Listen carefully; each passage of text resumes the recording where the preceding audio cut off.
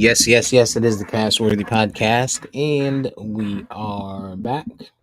I am Big Steve, aka Last of a Dying Breed, on the X Machine, joined today by just the VP. It's Sunday, October 15th. It's a beautiful day. Baltimore Ravens are playing, and so that means there's probably libations flowing in Baltimore, which is probably why we don't see EJ, although he did tell us he has fatherly duties. But but the narrative sounds better when we talk about the libations. Right. Um, yep. So here we are. It's Sunday morning. Lots going on. What's up with you? Not much, man. Just chilling. Yeah, good week. Chilling. What about you? Same old same, man. Pretty quiet week. Following everything that's going on. Your wild ass or I wouldn't say your friend, but uh, Ms. Jada Pinkett back in the news, Oh, man. keeping us abreast of how crazy she is.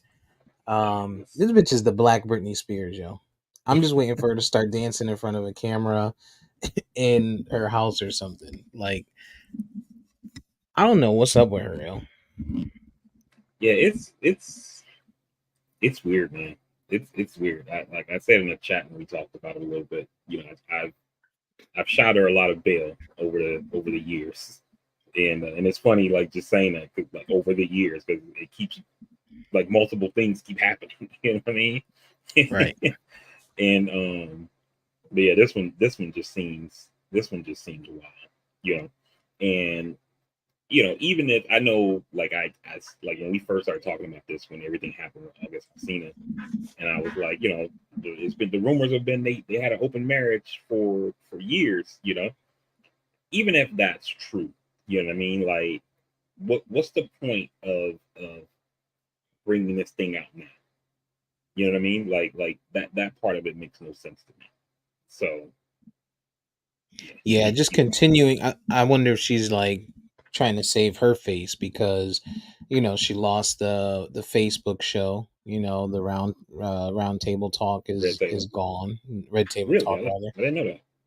Yeah, that's no longer a thing. And Like, how did she lose it? she's It's her show. well, I think Facebook was like whatever however she was monetizing it, it's no longer a thing for them. Oh, you okay. All right. know. So yeah, I mean, listen. So I think she's not getting any gigs. She got killed in the media left and right for the way that she keeps continuing to treat her husband.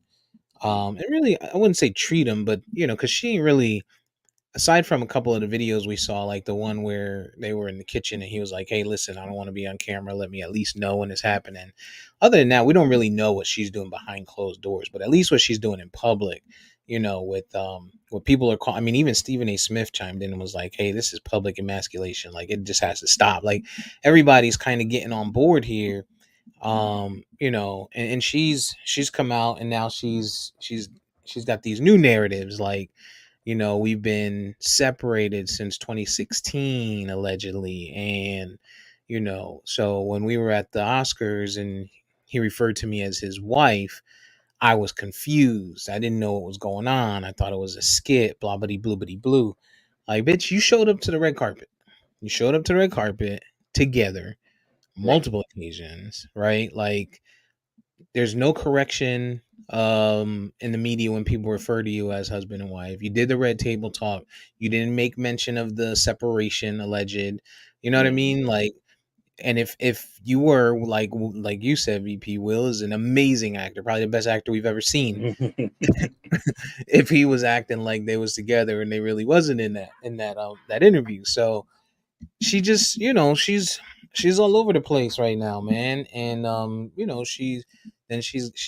she's got um different interviews, right? And so because there's so many different platforms she's going to and everybody wants a piece of it, you're getting so much this time. Like, Mm-hmm. I think she sat down with Gail King, she sat down with fucking Matt Barnes and Steven Jackson for all the smoke. Like, she's just all over the place trying to do. She's got a book coming, so This is her No. tour, Yeah. right? She talks about Tupac. She says Tupac, proposed to her from jail, but they didn't have chemistry, and he had alopecia. Ah, timely, huh? Right after she Mm, says she's struggling with it, I tell you, right. she wild, man. What do you make of like? What do you make of this? Like, I know, I'll give it to you. You said that they might have been in an open marriage, and if it's true that they've been separated, then he was right on. I, it's getting to the point to where it's getting so outrageous that you almost wonder if like Jada sees herself as like playing a character. You know what I mean? Like like somebody in WWF. Like when you meet the if you meet the Rock at a restaurant, he's still the Rock, even though he's not on Monday Night Raw. You know what I'm Right. saying? Because he has to be that character like all the time because that's his whole persona is like built around it.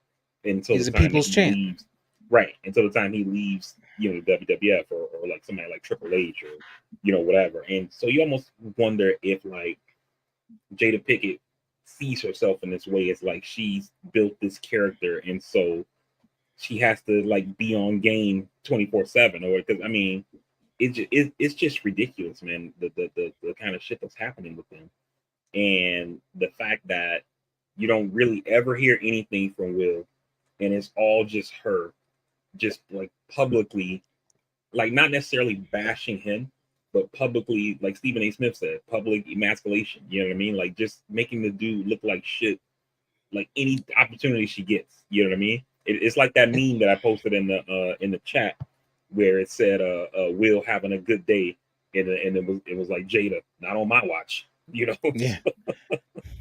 It's embarrassing, if nothing Yeah. else. She's just embarrassing the guy. Like, this guy is always out and trying to do something positive.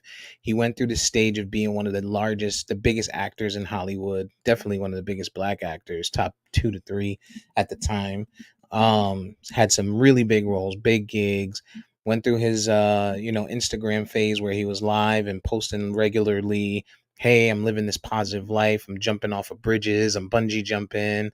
I just ran a 5K. I think he recently posted up like all this positivity for you to just come and just damper his fucking like everything he's got going on, man. It's shameful because if it was the other way around, right? Like the society, the society or societal norms don't call for a woman to be chastised or judged heavily when she does something like this.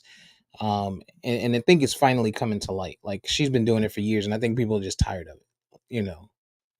Yeah, I think you're absolutely right, and like that's the part of it that's like really tough because we do live in a society where people like to publicly take sides on issues that they don't really know. Like I mean, shit, we're doing it, you know what I mean? But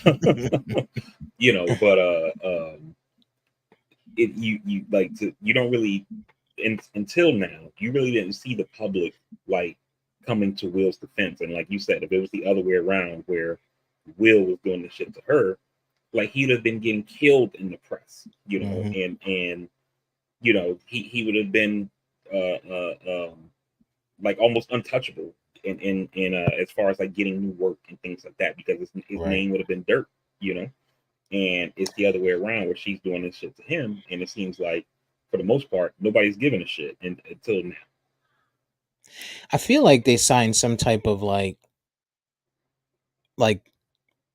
NDA, some like moderated, some weird NDA where maybe there was some fine print he didn't read because he was getting the shorty he wanted. Like, this is the buns, right? And then so she can go out here and she can do whatever she wants, talk about whatever, make him look crazy in the media, but he can't. Like, it just there's no way. Like, there's everyone has a breaking point, man. It don't matter how nice of a person you are, how great you are.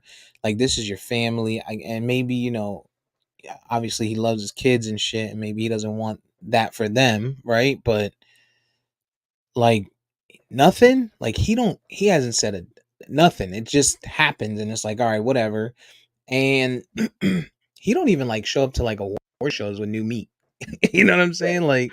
Like if I was him, if we all right, we separated. Now you put it to the world. The next show, I'm showing up with the baddest baddie that money could buy. You know what I'm Right. saying? Like even if we not with the shits, I'm bringing something with me on the arm, just to get the people talking. Yeah.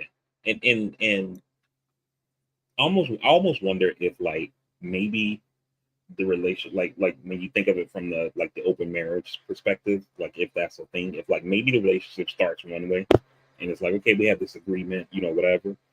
And then maybe Will shifts to where he's like, I don't want to, I'm 40 years old now. I mean, I know he's like in his 50s now, but like maybe like I'm 40 years old, like that swinging open marriage shit ain't for me no more. You know what I'm Right. saying? And then maybe Jada's like, I didn't sign up for that. You know what I mean?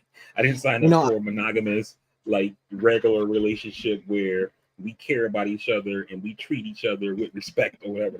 That's not the right, agreement. right.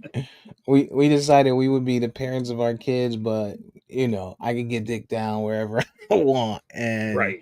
Talk about it you publicly and right. all You that. could go Yeah. slide, but you can't talk about it. you know. But it's crazy. I was listening to another podcast, and someone on the podcast said, is it possible that the Smiths are just that far ahead of society, right? So like nowadays we hear and see so many people talking about polygamy and open relationships and stuff. And it's like, were they just that far ahead of everyone? It would have never been accepted, right? Back then. There's no possible way either of them would have gotten the jobs that they got. Well, mainly him, the jobs that he would have gotten, they would have been killed in the media if it was like, oh, look, they're a married couple running around swinging. Like, think about that. Are they just that far ahead of people? And to your point, right? Maybe now she's still with the shits, and he like, nah, I'm not about that. Like I'm ready now for us to go ahead and live our retired life, our you know, riding off into the sunset, happily ever after type shit. Right. And I mean, like I just wonder that just because it's like they seem so different now at this point, at least from what we see publicly, right? And that's all we can Hmm. judge by is what we see in public is that, Will seems like he's more down to earth, more grounded, he's trying to like basically like be an old guy, and it's kind of like, oh, I'm an old dude. Let me do all these things I wanted to do that I couldn't because I was working all the time, like bungee jumping and traveling and shit like that, and Right. and and she's like on some other shit where it's like, oh, I was doing all this stuff and I was trying to work, I was trying to get these gigs and things like that, and now I got more free time, so let me do the stuff that I didn't do in my 20s, like just getting smashed all the time. You think maybe he laid something down that she really like that really sent her spiraling? Like maybe they were like this, and maybe there was that one person where she was like, all right, anybody except for, Marie. And then she found out it's Marie, and now she's on like the I'm the get back.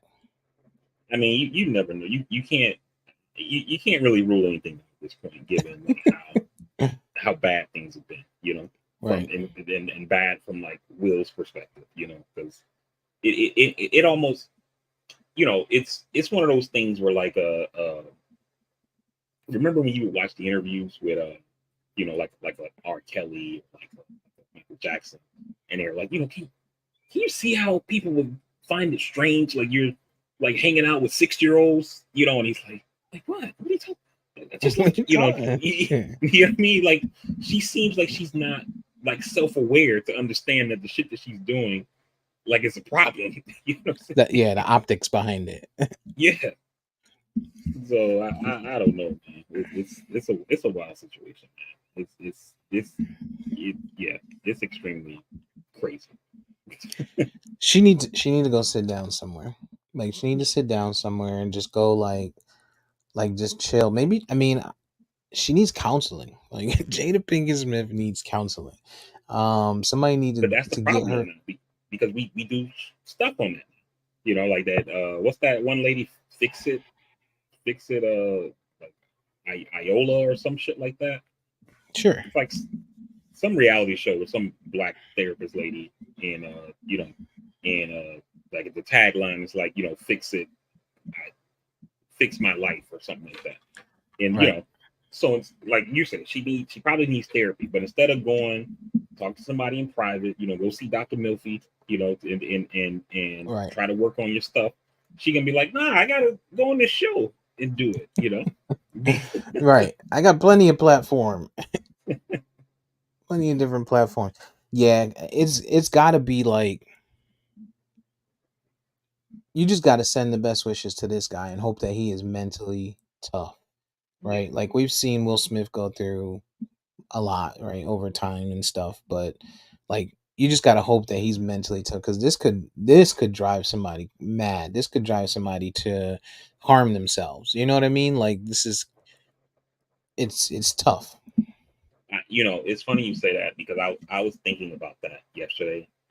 I saw something on my timeline about like the story, and it made me think.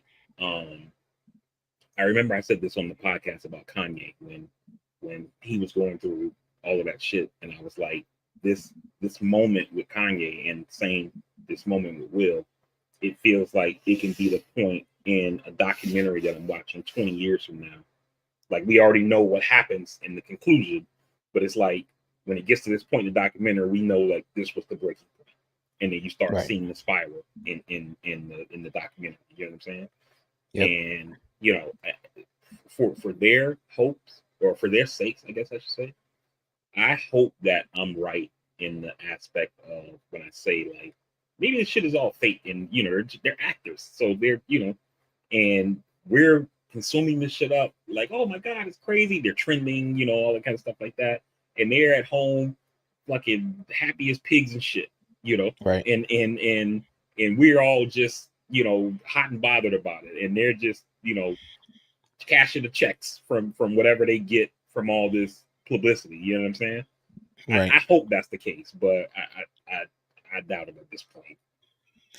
With the way social media is in the world that we live in today, if they were to come out like next month and be like, "Ha, gotcha, bitch," Right. what percentage of people you think the over under is like 25% that would be like, oh, okay, it was the real deal? Or you think like, because I feel like even if they did that, motherfuckers would be like, okay, they just kind of rekindled. When is this bitch gonna go crazy and pop up again? Yeah. I think you're absolutely right. I think people would think like, oh, they're saying that now just because to try to make it look good. They're actors. And Right, and so I still think you have a good percentage of people who wouldn't believe it even if they came in a month from now and said like, oh, it was all a stunt. We were trying to promote Jada's book. You know, right. so which Yeah, that and, and, shit's and this is what's crazy. If like let's say that is the truth, right? It was a cash grab, right? mhm, Again, we don't know their finances, but I mean, Will reportedly makes $20 million a film. He's made like $400 million over his career, and so mhm, you would think that they're not in space to need cash grabs. So right. like, unless their financial situation is just truly like terrible, you would think Yeah, that super the irresponsible with it. yeah, you would think that they wouldn't need to do anything that's in a cash grab kind of situation. Yeah. It just has to be like, man, it's got to be fucked up for him. But also, you got to think about like Willow and fucking Jaden. You know what I'm saying? Like Yeah. they're trying to do shit. They're trying to make careers for themselves. They're trying to be artists. They're trying to get into Is the she an public adult? eye. Willow? Willow? Is she? Yeah. Is she still under? Is she still a minor? No, she grown now. Oh, okay. I was wondering. I'm asking because I'm wondering like, does she still live with them? And she's around this crazy, fucking toxic ass relationship. Yeah, but even still, it's Hollywood. Them motherfuckers be moving out at 14 and shit. Like Yeah, them because fucking Jaden did, people didn't are he? they just weird, yo. Like Yeah. the rich people are fucking weird. And I'm not talking like rich, like the everyday person that makes, X amount of dollars at work. I'm talking Rich about like the celebrities. wealthy celebrities. Like they are just it's just weird, man. It's odd. Yeah.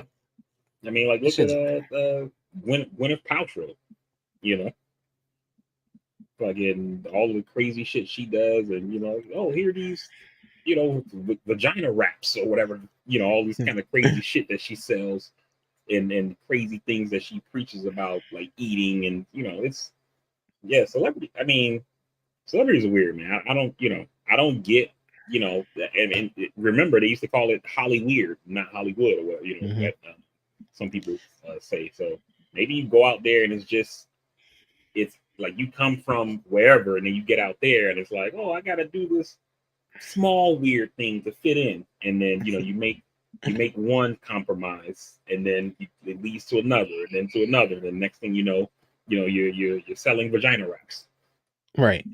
For me, I always I always thought like the weirded out people, or the people that would be the weirdest, are the ones that have the creativity to come up with the movies and the books and the TV shows. Because you got to have a wild, like the George R. R. Martins, like you got to be Yeah, fucked off to be like to write a book about all of that shit and how it plays out, like a nigga and Nick and all of that. Like yeah, you gotta be fucked up or on something, right? But like just the talented people, the people that are just talented, that are actors, actresses, singers and shit. Like for them to be weird like that is just odd to me. You know what I mean? It's more so odd than someone that would be that creative to come up with ghouls and goblins and you know crazy shit like that.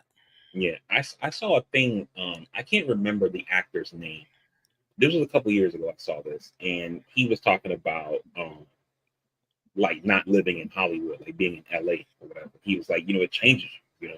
And he was saying like for him, I want to say he lives in like it was like Utah or like Montana or some shit like that.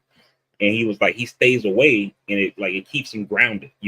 But he was like at the same time there's a um, you it's kind of like out of sight, out of mind.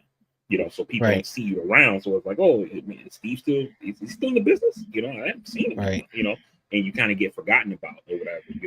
He was, but this guy like was a little bit more of a name. So, he's like the type of person they probably would reach out to, like, yo, hey Steve, we got the script for you. You know what I mean? Hmm. And that we wrote for you.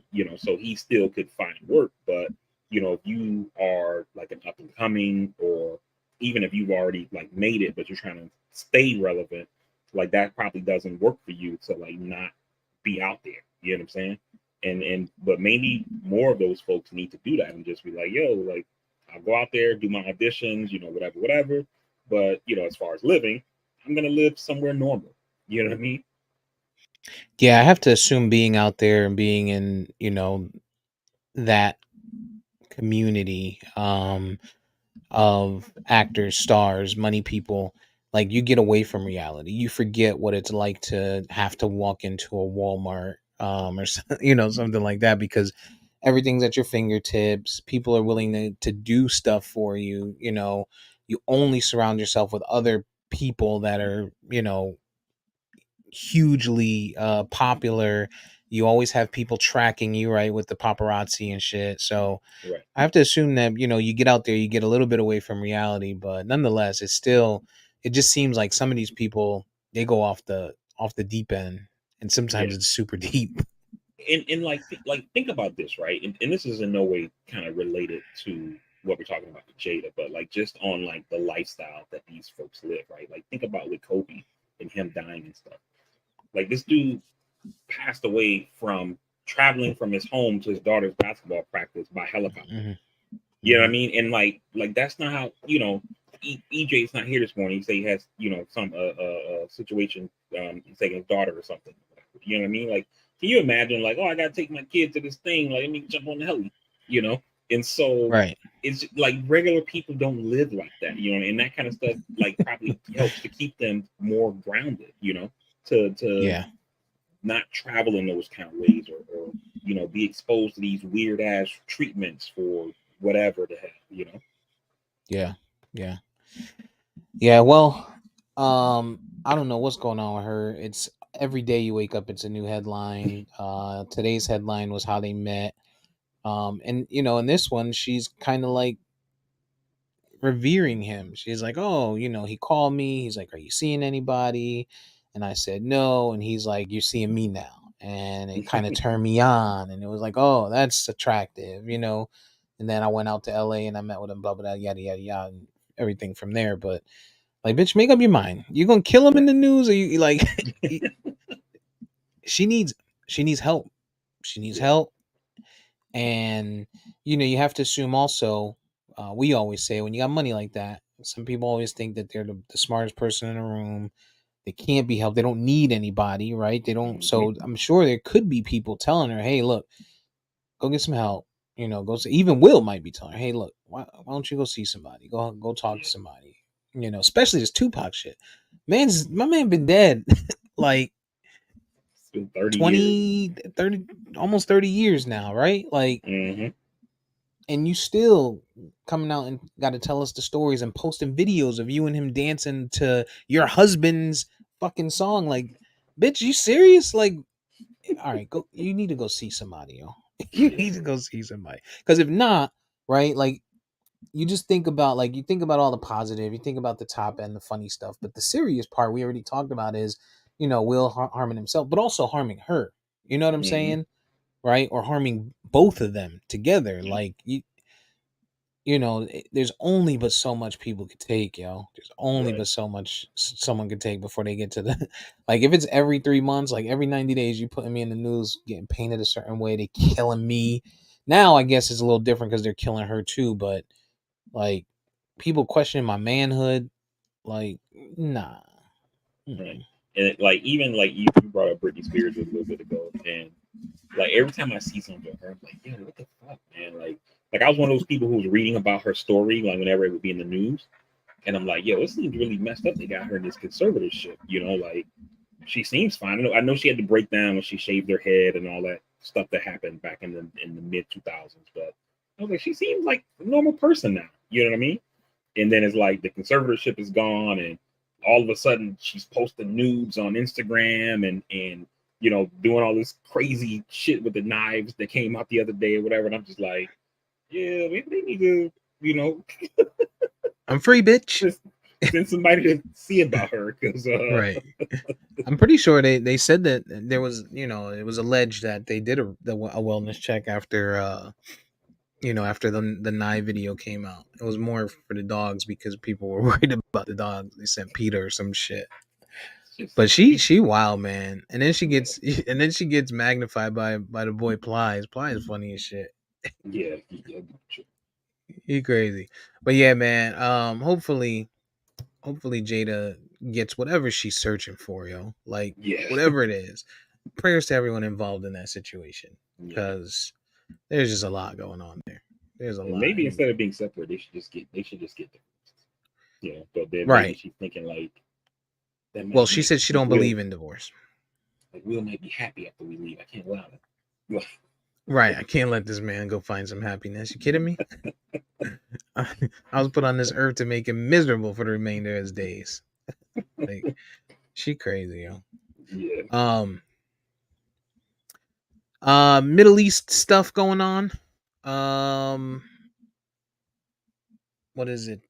Israel is this just Israel and Palestine. Palestine. I'm turning on or not turning on, but I'm opening up my Instagram and it's all over the place, right? Like it's the big thing, it's the big news, and then you got assholes like Sean King. Like I fuck with Sean King on some levels, but like my dude, I don't need to open up my Instagram and see videos of you know a man carrying his kid that just got body parts blown off and shit. You know what I'm saying? Like I don't need to see that on my timeline. Like I think the world realizes people understand the severity of war. Right. At this point, we've seen it. We don't need that openly in our face. But I don't know you might have more details as to what's going on over there, how everything started, how we got here. If you want to kind of bring people up to speed on it. No, it was basically just the Hamas, which is we designate them as a terrorist group. They Hmm. essentially launched a big ass terrorist attack in Israel. And so normally what we see happen is that they usually fire rockets into Israel, and Israel got that Iron Dome thing that they can shoot the rockets out of the sky and that kind of stuff. But I guess they like had people in Israel, and so they were firing rockets, and then they went around places, just like killing people essentially. I saw a news story on CNN where they have like bomb shelters throughout, so that way in case you're out in public and the alarm goes off, you can go into one of these like public shelters to hide until everything's kind of over, And when Hmm. they went in there, it seems like the terrorist folks like went inside the bomb shelter and just like killed all the people in there or whatever. And so the Israelis are now responding, and folks are saying that the Iranians are I don't know about necessarily say behind it, but like at least are backing Hamas or whatever. Right. And so now Israel is like getting ready for this major ground offensive where they're going to go into Gaza to, I guess, like, get the Hamas folks or whatever. So Get it I don't popping. know. Yeah, it's gonna be a tough time over there for those people, man. Like it's the whole like Israeli Palestine conflict is just it's been an issue for decades now. I mean, probably Hmm. like since the 60s, 70s or something like that, basically at least my entire lifetime and longer. But who knows how it ends, man? But this definitely ain't helping towards getting towards a peace. And now the thing that worries me from a U.S. perspective is that we already were saying we're going to start sending aid over there. We haven't sent any financial kind of assistance just because we don't have a Speaker of the House at this point, so we can't pass anything through Congress. But Right. we've been doing like military aid, like sending them um, uh, ammunition and things like that to like re-up the Iron Dome since they're using so much of the interceptors to intercept those rockets and things like that. We're replenishing them for them and replenishing those for them. But now we sent an aircraft carrier group over there, and then I saw a report yesterday that we're now sending a second aircraft carrier group to the region, and this thing starts escalating, and then who knows that they're saying now we're not going to get involved, but you know you Right. just you never know, Yeah, man. you see it coming. It's Hmm. that shit's crazy. Yo. It's also like the scary part too is a lot of people make treks to Israel. You know what I mean? Yeah, Like a lot of people, a lot of Americans, there have been Americans just killed in this conflict so far. yeah, yeah. So just a lot of people there. Could you imagine like being on you're like my mom was planning to go there before COVID and COVID came, so she didn't. Hmm. You know what I mean?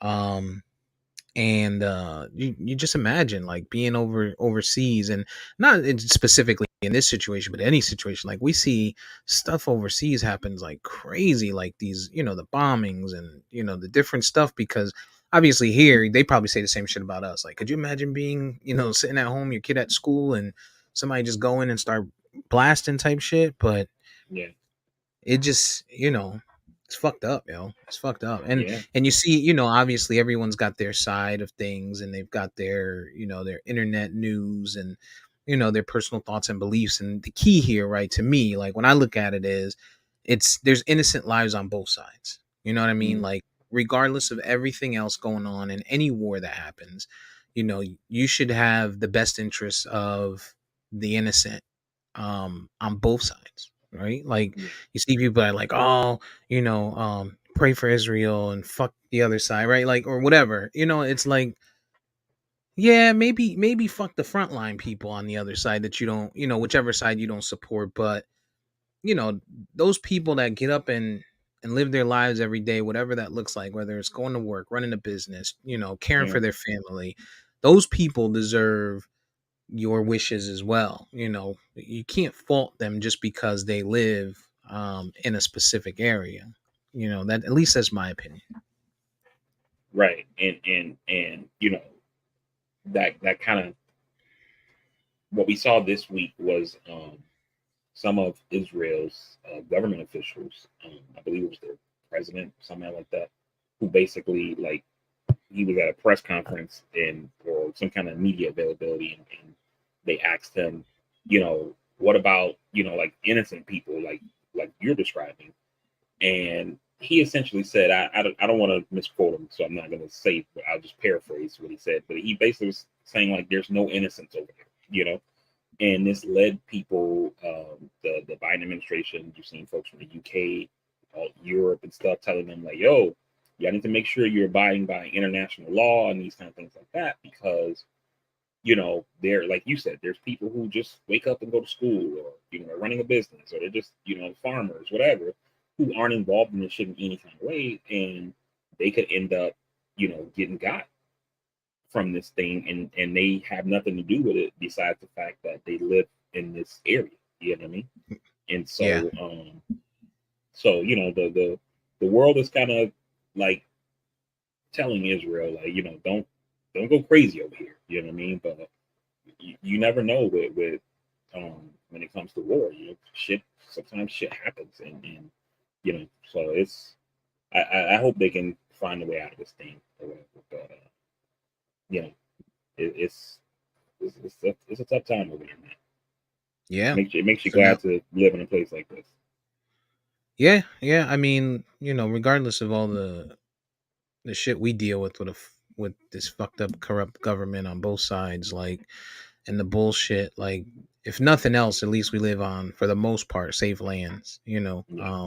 The biggest harm to us is ourselves. Like, Yes. when you think about it, like, when you wake up every day, your biggest threat is someone else who has a gun, isn't mentally stable, has a gun, and decided it's a bad day. You know, you're not seeing that other type of stuff. And if America does go Right. to war, it's historically we haven't seen it hit, U.S. soil. So Right. It's not like if you live in New York, you got to be like, yo, I need to know where the bomb shelters at. These Canadians get fucking crazy every now and because they then. on their right, they on their shit. Yeah. We So keep we keep kicking these damn Venezuelans out. They might get it popping on us. Like, right. we don't have that. Um, So but yeah, man. So it just so you got two wars going on right now, two big wars going on right now, and who knows what else and everything else that goes is gonna happen. It's just living in some interesting times, man. People need to understand that, like, motherfuckers ain't waking up tomorrow. Motherfuckers ain't yeah. waking up the next day. Like, live your life to the fullest, man. Get out there and do what it is and spend time with your peoples, friends, Yeah. family. Do things that you normally wouldn't do. Because shit's crazy. Yeah. Shit's crazy. Indeed, man. Prayers to everyone involved over there. Well, not everyone. Everyone innocent over there. All right, fuck it. Let's do it. Fuck the Cowboys. Uh, really, not the Cowboys. Not the Cowboys as an organization. I'm not gonna do like the Tupac. Fuck Mike McCarthy. Fuck Jerry Jones, Dallas Cowboys, and Dak Prescott and your whole crew. Now, I'm not about that life, but there's some shit, man. There's some shit. As a Cowboys fan, it's tough. It's tough. It's tough having to back a team that one week looks like they're a Super Bowl favorite, and then the next week looks like they shouldn't even be in the playoffs. You know, granted, and it's different. I mean, they played against San Fran, but they also lost to Arizona, right? So it's not like they lost to San Fran and another really good team. They lost to San Fran and then a team that everyone thought was going to probably be the first or second pick in the draft. Like, the shit is crazy. Yeah. Mike McCarthy is not the coach for the Cowboys. Mike McCarthy should not be a head coach in the NFL anymore. His time management is horrible. His play calling is terrible. He's now the offensive coordinator. He's put the Cowboys and Jerry Jones as an organization in a headlock. They're running his offense. There's no way you can fire a guy who your team has learned that offense the whole season and run that offense the whole season. You can't fire him mid season. So he's got the Cowboys. He was smart when he said, I want to start the play calls. Not because he thought he could do better, because he was protecting himself to the end of the year. And granted, Jerry Jones is not the guy that fires people midseason. Yeah. It doesn't happen. But that, I think ultimately that's what he had going on. Like, this dude he's absolutely terrible. There's no way you're telling me that you are running the offensive plays, you're calling the offensive plays, and you don't have your team out there prepared, one, to score in the red zone. Like, let's not even get to the San Fran game, just in general. Yeah. They can't score in the red zone. You have a CD Lamb who is fairly dominant, at least at route running. You can't get this guy open. You can't get the ball in his hands regularly. The blocking schemes look pretty good for the running game, but it's not working. Defense is doing everything they can to hold people in. And then you get to the fact that as a head coach, you don't have these guys disciplined. So in the San Fran game, you're talking about 3rd and 17, and you don't have your defense scared to come to the sideline for an unsportsmanlike conduct fucking play. Which, don't get me wrong, I don't agree with the call. I thought it was a bad call when they called it. But nonetheless, these guys are undisciplined. It's 5, 6, 7, 10 penalties a game. It's out of control. Like, that don't happen in New England. That don't happen in Pittsburgh. That don't happen anywhere where you have strong coaches. That doesn't happen where you have a coach that if something stupid like that happens, you got to deal with him, and you know that you got to deal with him. Dak Prescott, there's no way this guy should be playing like that. And the criticism from the team or from the ownership and the coach isn't, hey, we got to do better for our quarterback. You don't got to say he sucks. You don't got to say he's playing shitty. We got to do better to put him in positions to succeed. Right. Whatever that looks like. Because to me, when I hear that, that's saying my quarterback's playing like shit. Without saying my quarterback's playing like shit. Right. Yeah, it's tough, man, because like it's when I look at us, right, going into this season, it was like, okay, our offense we know is pretty legit, right? But we have questions on the offensive line. Running back was going to be a question mark. And on the defensive side, for us, with Jalen Ramsey being out, there's going to be, some problems at DB, but it shouldn't be terrible. And then we don't really got good linebackers. And so, like, we knew there were going to be holes, but like, the offense is going to be good enough to get us out of some of these jams. But when we look at that Cowboys team, the defense is solid. The offense is solid, right? The O-line is still good, And so then you lose to Carolina, the Cardinals, and it's like, what the fuck is going on over there? Like, I get any given Sunday, but when you're a team that's built the way that the Cowboys are built, you're not supposed to lose to the Cardinals unless there was like some kind of catastrophic injury that happened either before the game or in game that caused the wheels to fall off. You know what I'm saying? Mm-hmm. And for that to happen, Jerry got to look and be like, yo, what the fuck is going on here? And you got to point to McCarthy. Like, how are these guys not ready to play an opponent like the Cardinals, especially when we say this all the time in sports, right? It's like, that Arizona Cardinals team this year, their Super Bowl was playing the Cowboys. And I get they're in that same division with the 49ers and all that kind of stuff like that. So, they're going to play 2 Super Bowls this year. But that Cowboys game, was like a playoff Super Bowl game for them or whatever. And so you knew they were going to be ready, especially since that team seems to be on a rebuild. They seem to be trying to blow it up, sell it for parts or whatever, And so, you're going to have guys out there who are going to be performing to either stay on the rebuild or to go to the next spot. And to not have your guys ready, like, that you said Jerry don't fire people mid-season, but that seems like it's almost a fireable offense to me at this point, especially when, I told my brother this before. I was like, every team will tell you every year our goal is to win the Super Bowl, right? That's what they're going to say publicly. But some teams, it's like, hey, we're trying to get to 500. We're in the middle of a rebuild. We're trying to get it started, and then next year try to make the playoffs, keep morale high. That's right. That's what they're thinking internally. You know what I mean? But they're telling the fans, we're trying to win the Super Bowl. But the Texans aren't trying to win the Super Bowl this year. The Cardinals aren't trying to win Super Bowl. The Colts, the Panthers, they're not trying to win the Super Bowl. Dallas Cowboys this year, they're not trying to make the conference championship. They're trying to win a Super Bowl this year. The same way the 49ers are. I would argue the same way that we are, the same way the Chiefs are, the same way the Bengals are, the same way the Bills are. they're not one of these teams that's trying to get to 500 or just trying to have a playoff berth, and to be having the kind of struggles that they are, like there's a problem, and it seems like the problem is, I would say, it begins with Mike McCarthy, but I also think it seems like Dak has taken a step backwards. I agree with you. I agree. I'm always, the guy. I'm always the TO. That's my quarterback. Like I was like that with Romo. Stuck it out with Romo. I'm sticking it out with that. And here's the problem. This is the problem with the Cowboys. This is the biggest problem. They'll win one, they'll lose one, and then you get into that. It's a long season. So they lost 2 games. All right. Well, what if they win out?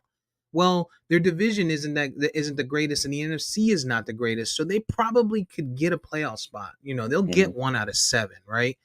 And then you get to, you know, 1 and out or 2 and out. Usually it's 1 and out. One and done, or they might win a wild card game and then lose the next round, right? Mm-hmm. And that's to your point. The Cowboys have built to win now. Guys are aging. You brought in an aging Stephon Gilmore. You brought in an aging Brandon Cooks. You got Tyron Smith, who's aging. You got Zach Martin, who's seen his best years. Like, Dak is 8 years in. He is getting older as a quarterback. To your point, he's lost Right. a step. His decision making isn't great. He's scared. He's mentally unstable because I'm watching this 49ers game, and early on in the game, it looked like all he could think of is, okay, McCarthy's in my head saying don't throw an interception. McCarthy's saying protect the ball. McCarthy's saying protect the ball. The media is saying, oh, this guy's going to throw a lot of interceptions. Oh, I led Mm-hmm. the interceptions. That's all you see. So he's taking sacks. He's not getting the ball out. Then in the second half, it seems like maybe somebody was like, dog, throw the ball. And now he goes back to the old Dak and he's making bad decisions, bad throws, bad passes. Dude, Right. if you can't read a fucking defense and your coach or offensive coordinator or quarterbacks coach isn't doing something to make that better, there needs to be a change. Add to that, the Cowboys are not like any other team. They're not like if they fire their coach, they got to go with a offensive coordinator, defensive coordinator. They have a guy who is the defensive coordinator who was a head coach in the league, who knows what it Yeah. takes to be a head coach day after day, week after week. There's no Yeah. reason why Jerry Jones couldn't make that move immediately and put Dan Quinn as head coach, and then let him go pick an offensive coordinator that can get the job done. Sure, it might be a downtime. Maybe you do it before the bye week, which I think is next week. And I feel like if we lose to Chargers, that needs to be something that Jerry Jones considers, because then you got an extra week to get an offensive coordinator in there, get a new playbook in there, simplize it, get everyone on the same page, and then come out and see what you can do for the second half of the season. Yeah, if you guys lose to the Chargers, I think they gotta dump McCarthy mid-season, and just like you said, you got Dan Quinn, already been a head coach, gone to the Super Bowl as a head coach, so let him. He's calling the defense pretty well. He can keep running the defense, give the offense coordinator more responsibility, or bring somebody in, whatever. But going back to Dak for a second, man, like the way that you guys' offense is built with the line that you have, and the receivers, Tony Pollard, all that stuff like that. And like, I'm looking at Dak's numbers here. Dak is 17th in passing right now, behind Russell Wilson. Russell Wilson's like top 10 in receiving yards. As bad as he's been, criticized in the media this season. He's behind Jared Goff and Jordan Love. Desmond Ritter has more passing Right. yards than Dak right now. That's insane to me. You know what I mean? And How many touchdowns does he have? Dak Mm-hmm. Dak 5 maybe? has 5. 1 a week. 5 touchdowns, 4 picks. Right. So yeah, it's crazy to me to see those kind of numbers from the quarterback of a team that's built the way that you guys' team is built. But it's I don't get it. I don't know. I don't know what's gonna solve it. But like the team, the way that you guys look, it shouldn't be like that. And it kind of makes me think about when people were saying when you guys killed the Giants, and they were saying, well, I mean, that was most of the defense. The offense ain't really, and people were like, oh, they didn't have to though. The defense, blah blah blah. It's like, okay, yeah, that's true. That's true. Mm-hmm. And then now, you're like, yo, where's the offense? What the fuck is going on here, or whatever. And sometimes you're gonna have games like that. After we beat the Chargers, when McDaniel was talking to the team in the post game, he was like, hey, defense, don't get down. He was like, yeah, we gave up 34 points. He was like, but you know what? There's gonna be a game this season that we got to win that bitch 13-10. Mm-hmm. And so we're gonna need you. The offense is gonna be struggling, and we're gonna need the defense to get us out of there. And that happens. But it don't seem like the offense is complementing the defense at this stage of the season for you guys. Not at all. Not at all. You watch them in that San Fran game, and the defense was trying to keep them in it. They gave up a turnover, and the defense went and got the ball right back. Mm-hmm. And then they didn't do shit with it. The offense did nothing with it. There's Right. a lot to be done with that Cowboys team, and there needs to be some significant changes, major upgrades this week, or Jerry Jones got to make something happen. And like you said, man, like these guys aren't getting younger, and you guys are getting to the point to where it's a good problem to have, but it's a problem nonetheless. You guys have drafted well, and you have people you got to pay, and right.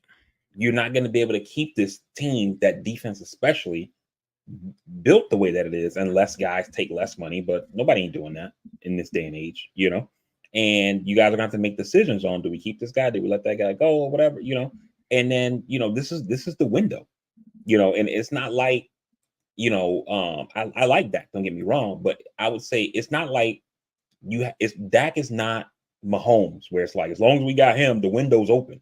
You know what I'm saying? Right. Yeah, there's a chance. Right. Like the window is now, like in the next like 2 to 3 seasons. And I wouldn't even say 2 to 3. Like, I mean, the window's already been open for you guys. And Dak haven't shown up in big games or whatever, and so it's getting to the point to where the window is closing, and they're gonna have to get it figured out, man. Yeah, the Cowboys have to stop allowing their choice at quarterback to waste away people's careers. The Terrell Owens, the Ezekiel Elliott's, the Tyron Smiths, the Zach Martins, the fucking DeMarcus Wares, like the Julius Joneses of the world, the Marion Barbers of the world. Like, these are all guys that should have seen deep playoff runs, if not Super Bowl rings, and or at least appearances, and it's just not happening. It's just not happening, and it's really unfortunate. It's tough as a Cowboys fan, and then maybe they pull out the Chargers, and then you get 2 weeks of fairly a fair amount of silence from people saying, oh, the Cowboys suck, especially if Dak has a big game. Right, and then we come back out, and who knows what you're gonna see. That's the problem. It's not like you said, like a Mahomes or even the Dolphins. Dolphins lost to the Bills, and then they came out the next week, and you had no doubt that they were going to get back on the fucking cart and keep moving. Right. It's it's tough, man. Yeah. But enough about those current scrubs. They don't play until Monday, so we'll see how they feel. We'll see how I feel about that tomorrow. Today there's a pretty long list of games right now. We got another London game 3 weeks in a row, where Baltimore and Tennessee are playing. It's halftime. Baltimore's up 18-3. One touchdown went from Lamar Jackson to Zay Flowers, and then the rest has been on field goals for Justin Tucker. Does Odell Beckham still play for Baltimore? He does. He had one catch today. Well, here's the thing. He I have to ask, because I was told he was going to be a difference maker. I think think of Odell Beckham like a PRN nurse. Like, he shows up as needed. He might work one Sunday and then be off for the next month and a half. Like, this guy is he's always hurt. He gets hurt. He's been hurt every game this season. Yeah. It might be time for him to sit down. Yeah. I have to say, shout out to his agent, because For real. He's getting $18 million for what he's doing. It's like, yikes. And so Right.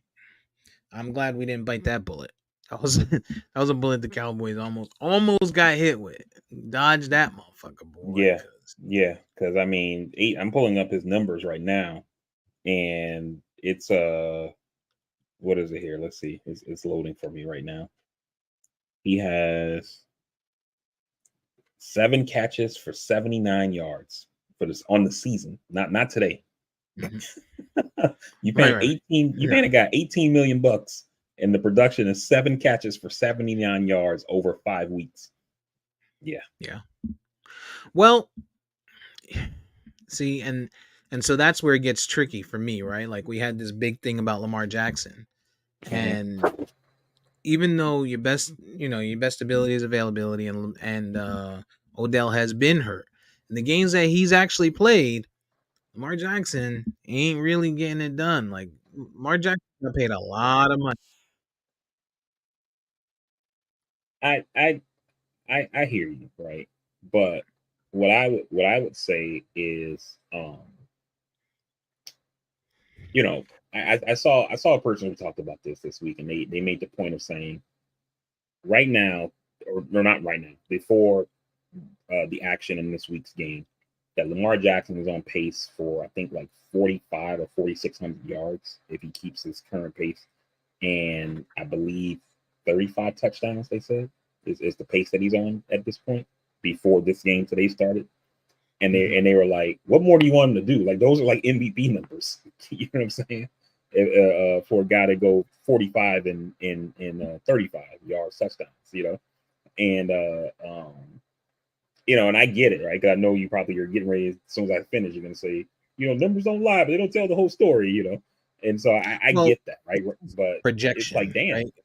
Those are like yeah, fantasy projections. So we're saying if he did exactly the same thing for the next 2/3 of this season that he's done for the first third of this season, I don't even think we're at the third mark, we're very close, but yeah, um, then it'll be this, right?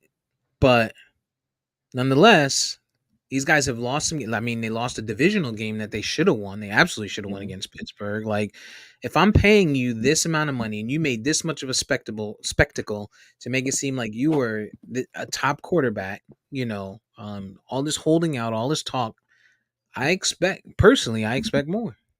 I would expect more, just like expect more for fucking Dak Prescott. yeah. I mean, I got you. I don't think that you're wrong, but I'm just, I feel like he's These quarterbacks played. are pulling jack moves. That's the problem. Yeah, I feel like he's played well this year, right? Could things be better? I mean, yeah, his yards are not that great passing, but we know he also runs the ball, so you kind of have to, it's kind of a give and take or whatever, where he only has 1,030 yards on the season, but when you look at his rushing numbers, he has another what is it? Another 265 yards rushing. So he's at almost 1,300 combined yards. Um, he's not turning the ball over. Well, no, that's not Mm, true. He has two picks, but he has 4 lost fumbles, 7 fumbles, 4 lost. right, So right. so Maybe you yeah, I need mean, to there stop running, obviously, dog. yeah, things can get cleaned up or whatever. But I mean, it's not terrible. The part that I would say is bad is the touchdowns, right? He has 8 touchdowns, 4 passing, 4 running, but you're a quarterback, so the passing TD is a problem, but yeah, I mean, obviously he can be better. Everybody can, but it's I don't think that he's causing them to lose. I guess I'd say. That's another team and another quarterback that I feel like should be better because their defense is really good and their defense Hmm. is constantly showing up. Like Baltimore's Yeah. defense is similar to Tennessee, right? Tennessee finds ways because their defense shows up, and then they got Tannehill, right? And now you got Derrick Henry, who looks like he's at the end of his rope. Um, Hmm. so I don't know what Tennessee's gonna look like, and then they went out and they got an old guy and um can't remember his name. Your guy that you always draft. Oh, Hopkins. Hopkins. Yeah. So I don't know. I mean, I guess that was money for him, but nonetheless, I would like to see more. If I'm a Baltimore fan, I want more out of Lamar. Um, for the money they spent, for the spectacle he made of the team, continued to make of the team, and the teammate of of his situation. I think it was a shared responsibility on that one, but Yeah, I need a it's little gonna more. be I need a interesting. little more. This next 2 weeks or so is gonna be interesting because the trade deadline is coming up, and it seems like some teams, you already, it seems like the Cardinals, they seem to be on having a yard sale, fire sale almost, Right. and then you're starting to see Minnesota. Like I saw that they got what's it, that defensive end. They're saying the rumors are that he's available. You know, Mhm. um, I can't think of his damn name right now, but I posted it in the chat. Um, I saw that. so yeah, so it's you're gonna. I wonder if you're gonna start seeing teams say, you know what, maybe it's time to start getting ready for the new era, and let's start selling some parts off, and teams like a Dallas that may need help in whatever area could pick somebody up, and I mean, like, I mean that McCaffrey trade last year, everybody was like, oh, McCaffrey's always hurt, which he is, but I Hmm. mean, it's been huge for them, you know. Yeah. Yeah, no, I think that's where teams need to start looking at this point. If it ain't working, go get yourself some draft capital, free up some cap space. Mm-hmm. Um, keep your young nucleus. Like even if I'm Minnesota, I'm thinking maybe it is time to let Kirk Cousins go. Maybe maybe it's time to send Kirk Cousins to the Jets, who they are fairly, okay at this point. Maybe it's time to send Kirk Cousins to Tampa. Yeah. I mean, I guess Baker's getting it done, but is Baker going to get them there? Probably not. Maybe Right. it's time to send Kirk Cousins to fucking Washington. Back to Washington, right? Like the Giants, teams that might be able. Indy, who just said that Richardson might end his season, with shoulder surgery. So Indy's another one. Really good Hmm. defense. Decent pieces out there. They just signed their running back. Zach Moss is getting off pause. Like, yeah, I think it might be time for Minnesota to start thinking about that. And Yeah. and then maybe they look at Kyler Murray from Arizona, Yeah. after that. As a space filler until they can pick, figure something out. Maybe he works out there because he has Justin Jefferson and he has Madison and he has, Addison, and who knows, right? But there's definitely some changes probably that some of these organizations need to start looking at midseason. It's clearly not working out. New England, it's time to move on from Mac Jones. Yeah. Oh, yeah. It's definitely time. That's like with us, I man. We mean, traded for Chubb, and I was so excited when we traded for Bradley Chubb, and he hasn't done shit.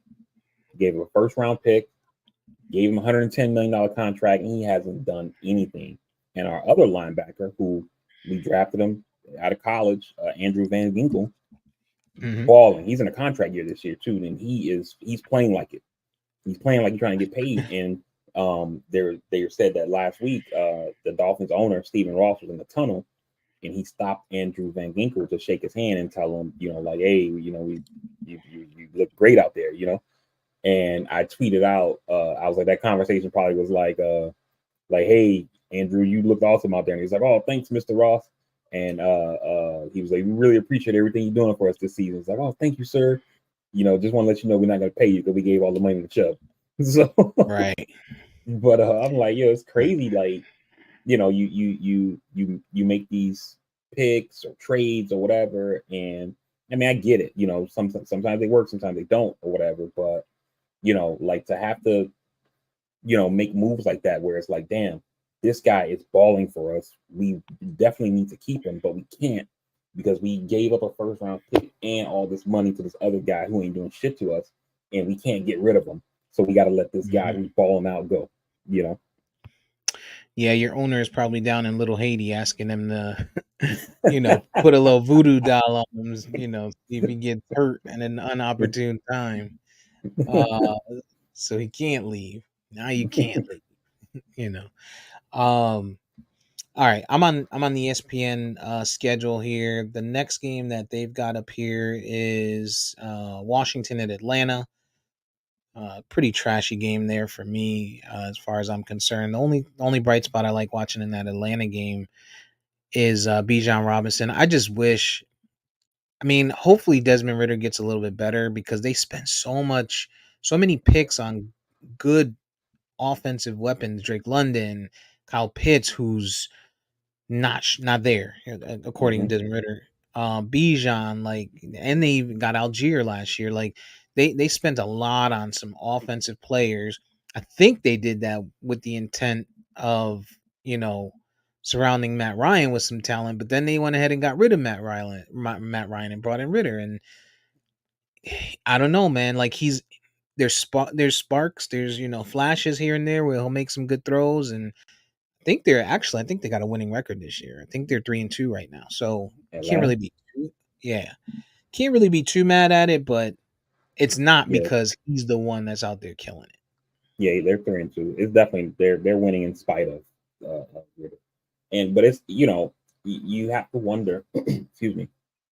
You have to wonder. You said it with the Cowboys. Like, do we need to move on from quarterbacks that's not doing their thing? And it seems like a lot of teams, because I mean, it's all you always got to think about, like, who's out there.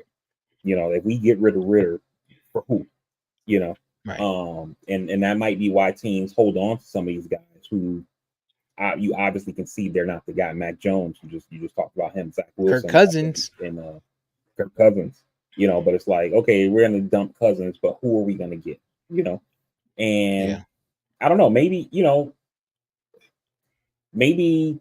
could have. I don't know. This probably wouldn't work, but I was going to say, maybe if you're a team that needs a quarterback, back when Rodgers was still with Green Bay, you'd be like, yo, is Jordan Love available? Like, what do we got to give you to get him or whatever?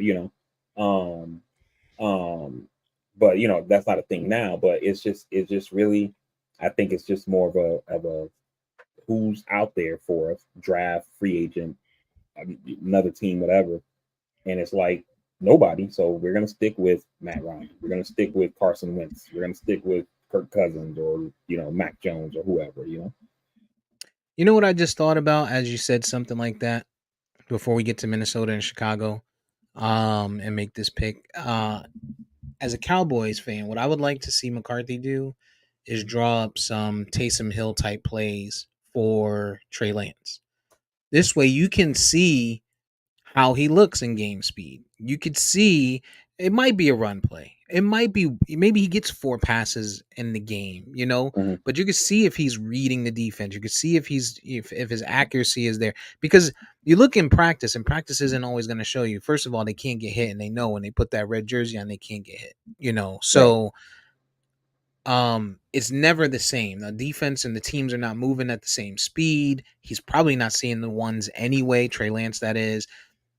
Draw some plays up in practice to get him some Taysom Hill looks, the 3rd and 2s, right? Where Dak makes bad decisions, or maybe you don't want to risk Tony Pollard. You get him in there and you design a run, or you design, an option where maybe he doesn't run, but you see if he makes the right decision. Maybe he makes a good throw. Like, there's so many different things to just see. Like, if for some reason Dak doesn't continue to work out for the next couple of weeks, yeah, all right, we do have a backup. We do have something, that we can move towards. Yeah. I don't I know. mean, and like I said earlier, it feels like Dak is taking a step back. Like watching us. I'd watch the Dolphins. I follow Dolphins media, things like that. And one of the things I learned about last week's game, that touchdown to Tyreek Hill, the one on the sideline for like 59 yards or whatever it was. Yeah. Um, um, Tua said in his post game that McDaniel was calling the play and the shit wasn't coming in through the headset. Play clock was getting low. He went in there and called his own play. And so I'm like, oh, I love that shit. You know what I mean? Like, that's growth. You know what I mean? Hmm. And I'm not, like I said, I feel like Dak's taking a step back, man. And yeah, I mean, for Tua, if you got the fastest guy on the, one of the fastest guys in the league, you draw whatever play up and you tell that guy, hey, go, Yeah. just go. And or you put him in the slot and say, hey, if a linebacker comes over, you definitely go. run as fast as you can to any point on the field, and the ball's coming your way no matter what. Mm-hmm. But yeah, so in this Washington's going into Atlanta. Washington looks bad, man. Sam Howell is doesn't look like he's the guy for them. He does okay with fantasy numbers, but in real life, he just isn't getting it done. They also need a coaching change. They need Ron Rivera. It might be time to go sit down, bro. It might be time to take old Bieniemy. And they got a new regime over there too, new ownership. So the new owners might say, yeah, let's go to clean house. Yeah, let's make up for all them years of being called Redskins and put a dark man at head coach. Yeah. All right. So Washington, Atlanta, what you got going on there? I'm gonna go Atlanta that one. Atlanta's the home team. I think they get that one. I don't think it's gonna be high scoring at all. There's a path for Washington, but I think Atlanta wins. I'm with you. Yeah. Divisional game, Minnesota going into Chicago. Chicago last week decided they were an actual NFL football team. DJ Moore scored more points, and I think he had all but 40 yards that Justin Fields threw for, and Justin Fields threw for like 280 yards. Yeah. 280, and I think DJ Moore had 240 of it. The shit's crazy. Minnesota gives up a lot. They give up a lot in the passing game. So I think it could be a good game for Chicago. Also, Justin Jefferson is out. So again, if any time to get rid of the quarterback, now's the time to get Kirk Cousins off of the books. Justin Jefferson's out. You're gonna probably lose 4 games in a row. But who you got in this game? I'm still gonna go Minnesota. I mean, Chicago's a bad team. They flashed in the pan last week, so I'm gonna go Vikings. They are a bad team. Justin Jefferson being out is huge for me. I'm gonna roll with Chicago, man, because they're healthy, they're home. I think they pull it out. That defense does give up a lot, though, man. And I think part of it too is because they brought Flores in. Flores is running that zero blitz like he did with us in Miami and in New England, and that defense is not built for that. And that's part of what we're facing with the Dolphins, right? The defense is still built for the zero blitz from the Flores years. McDaniel retained Flores as defensive coordinator his first year, and now you bring in Fangio, and he brought a couple of guys in, but for the most part, that defense is still built the way Flores wanted to build for his style of defense. And these guys seem to be struggling in Fangio's defense. So, so Minnesota does give up a lot, but I still think they'll win this game. And I think the zero blitz works for you guys if you didn't lose Jalen Ramsey, because now you can feel good about the man coverage. Right. With the 2 corners that you would have. Right. All right. Seattle is going into Cincinnati, another team who decided they were a football team last week. Joey B and Jamar Chase combined for a shitload of yards and I believe 3 touchdowns between the two of them. And it's a 1:00 game in Cincinnati. Seattle is healthy. They are not without anybody. I don't know if T. Higgins is back this week for Cincy. He's listed as questionable, but I don't know. I'm pretty sure. I think the last report comes out at 11 on whether or not they play. So I'm not sure if he's going to play, but I know he's listed as questionable. Okay. What you got going on in that game? Seattle, Cincinnati. I'm gonna go Seattle. I think Seattle gets it done. They're healthy, and even on the road, I think they can still. I think they can still beat this team. Joe Burrow, he looked good last week with Jamar Chase, but I think they get it done. So Seattle. Seattle's got to keep Kenneth Walker with positive yardage, keep him on the field to keep Joe Burrow off the field, and I think they can pull it off. I think this might be a pretty high scoring game, man.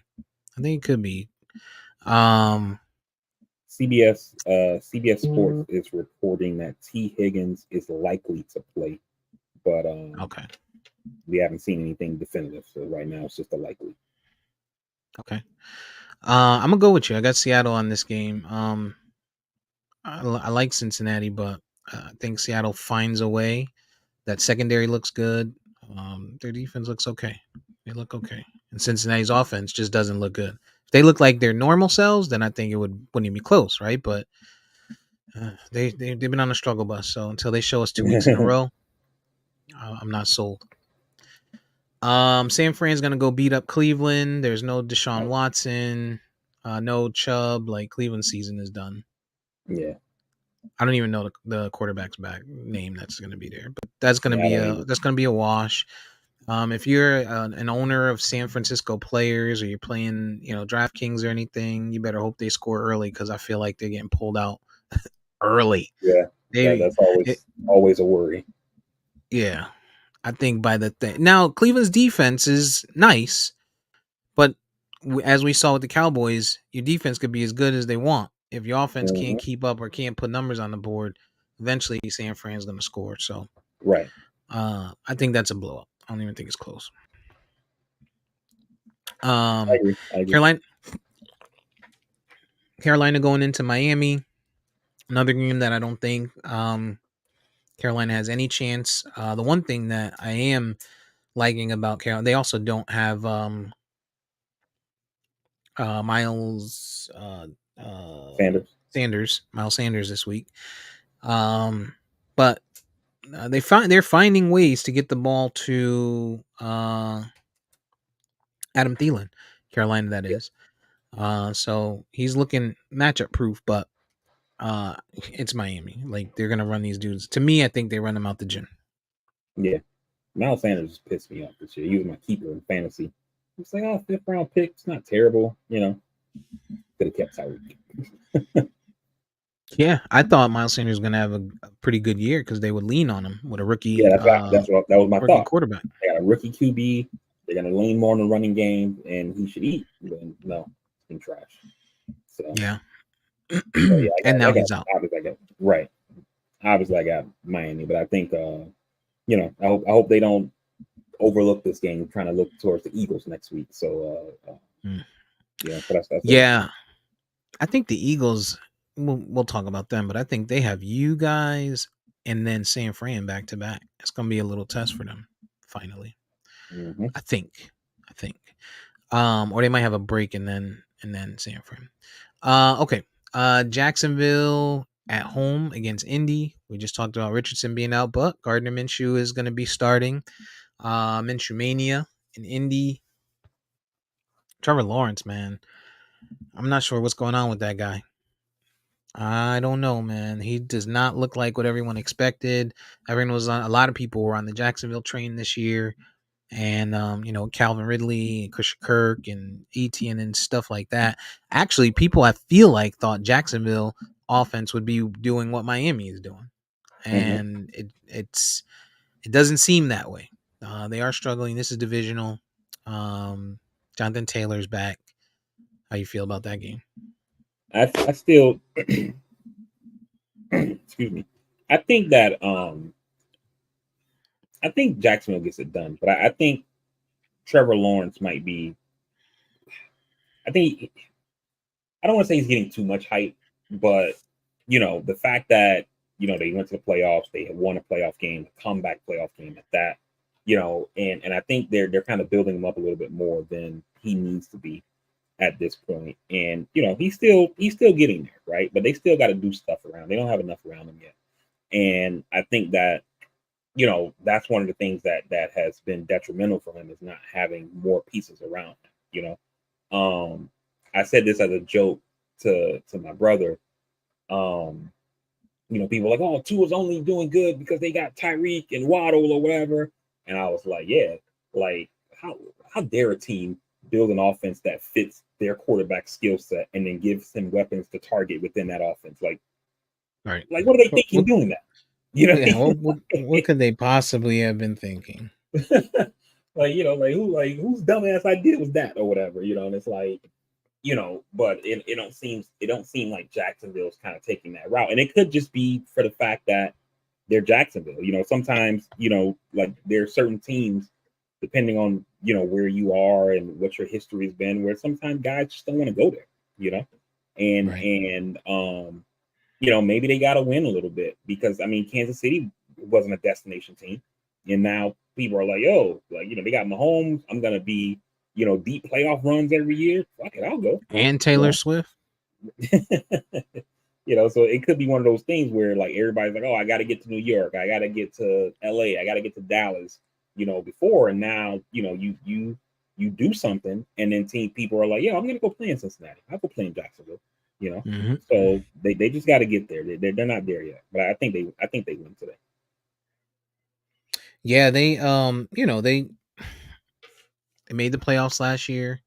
They should win their division this year. They should. I mean, you got Indy, Houston, and who am I forgetting in that division?